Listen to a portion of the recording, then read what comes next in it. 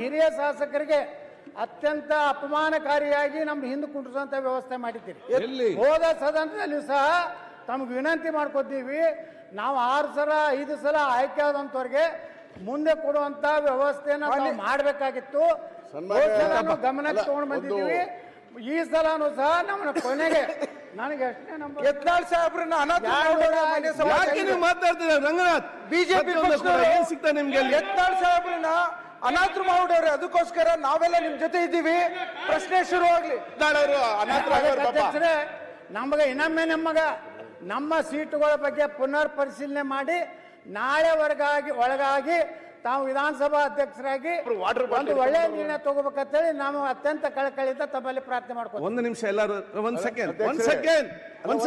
Second by Rayareddy ಒಂದ್ second ಅದು clear ಮಾಡ್ತೇನೆ ನಾನು. ಯತ್ನಾಳ್ ಅವರೇ ಆಯ್ತು, ಇದಲ್ಲ ಬೇರೆ ಪ್ರಶ್ನೆ. ಯತ್ನಾಳ್ ಅವರೇ ನೋಡಿ, ಮೊನ್ನೆ ನಾವು ಸೀನಿಯರ್ ಇದ್ದೇವೆ, ನಮಗೆ ಲಾಸ್ಟ್ ಅಲ್ಲಿ ತಾವು ಸೀಟ್ ಕೊಟ್ಟಿದ್ರೆ ತಾವು ಮೊನ್ನೆ ಕೂಡ ಎಲ್ಲಿ ಹೊತ್ತು ಕೂಡ ಹೇಳ್ತಾ ಇದ್ರಿ.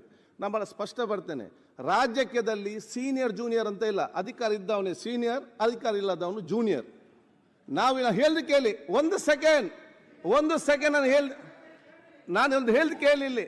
ಆಯ್ತು, ಒಂದು ಹೇಳ್ದು ಕೇಳಿ.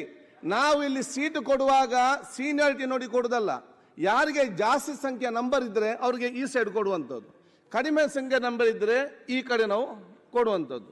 ಅದಕ್ಕಿಂತ ಕಡಿಮೆ ಇದ್ರೆ ಆ ಕಡೆ ಬಂದು ಸೇರ್ತಾರೆ. ನೀವು ಇಲ್ಲಿದ್ದಾಗ ನಿಮಗೆ ಫ್ರಂಟ್ ಸೀಟಲ್ಲೇ ಕೊಟ್ಟಿದ್ದೆವು.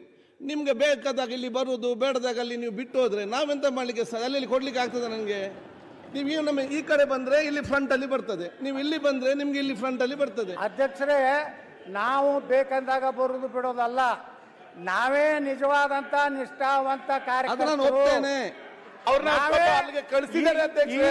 ಈ ಸದನದಲ್ಲಿ ನಿಜವಾಗಿ ವಿರೋಧ ಪಕ್ಷ ನಾಯಕ ಅಂದ್ರೆ ನಾನೇ. ಆಯ್ತು, ನಾ ಅಡ್ಜಸ್ಟ್ಮೆಂಟ್ ಕೇಳಿ ಅಲ್ಲ, ನಾ ಯಾರ ಹೊಂದಾಣಿಕೆ ಮಾಡ್ಕೊಂಡಿಲ್ಲ, ನಾ ಮುಖ್ಯಮಂತ್ರಿಗಳ ಕಚೇರಿಗೆ ಹೋಗಿಲ್ಲ, ಯಾವ ಮಂತ್ರಿಗಳ ಬಳಿ ದಯಾಪರನಾಗಿ ಕೇಳ್ಕೊಂಡಿಲ್ಲ. ಬಿಜೆಪಿ ವಿರೋಧ ಪಕ್ಷದ ನಾಯಕರು ಬೇಕಾದ್ರೆ ಡೆಪ್ಯೂಟಿ ಸ್ಪೀಕರ್ ಪಕ್ಕ ನೀವು ಒಂದು ಕುರ್ಚಿ ನನಗೆ ಅಲಾಟ್ಮೆಂಟ್ ಮಾಡ್ಬೇಕಂತ ವಿನಂತಿ ಮಾಡ್ಕೊಂಡು. ಓಕೆ, ಈಗ